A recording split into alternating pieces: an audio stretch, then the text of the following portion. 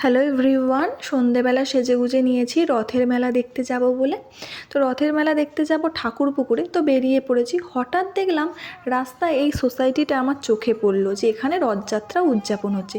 তাই আমি ভাবলাম যে প্রতিবারেই তো ঠাকুরপুকুরে যাই, তো এবারে একটু এখানে আসি।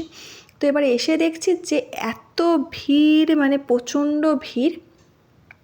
তো এখানে ঠাকুরটা আমি তোমাদেরকে দেখালাম যে কত সুন্দর ঠাকুরটাকে সাজিয়েছে। আর এই দিকে দেখো আবার মেলা বসেছে, মানে আমি এর আগে কোনো দিন আসিনি। তো মানে এখানে কিন্তু অনেক লোকই এসছে। আর এটা হচ্ছে ঠাকুরপুকুরের কাছাকাছি। এবার দেখো এখানে আবার দুর্গাপুজো হয়। এবার এবছর আমি দুর্গাপুজোয় আসবো এখানে ভাবছি। তো আমার মেলা ঘুরে এবার বেরিয়ে যাচ্ছি, তখন দেখি না আবার ঠাকুরগুলোকে সবাই মানে কোলে করে নিয়ে যেখানে প্যান্ডেল করেছে ওখানে বসাচ্ছে। দাঁড়াও তোমাদেরকে দেখাই।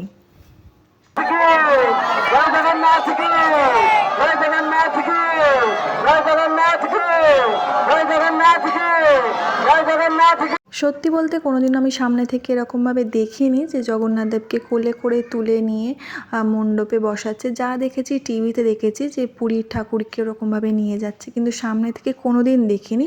তো আমার দেখে সত্যি বলতে কি বলো তো, চোখ পুরো সার্থক হলো যেন। তো এখানের মেলা ঘোরা শেষ, এবার যাব কিন্তু ঠাকুরপুকুর মেলাতে।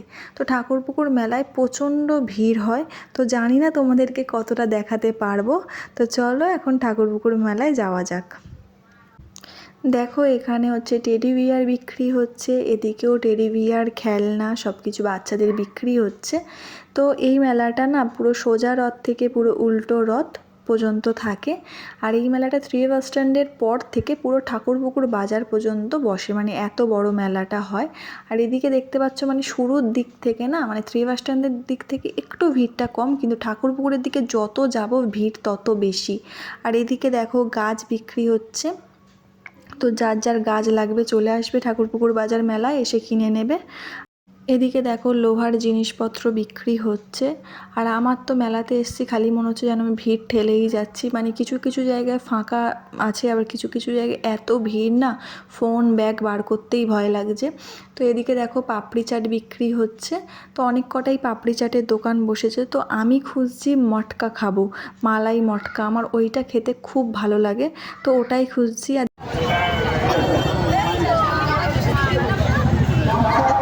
দেখো তোমাদের বলতে বলতেই মালাই কুলপি আমি দেখতে পেয়ে গেছি, আর একটা মালাই কুলপি নিয়ে নিয়েছি, আর 20 টাকা দাম নিয়েছে। আর এত ভালো খেতে লাগছিল না কি বলবো। আর এদিকে এবার চিকেন কাবাব খাবো। তো আর এই দাদাটা না খুব ভালো চিকেন কাবাব বানায়।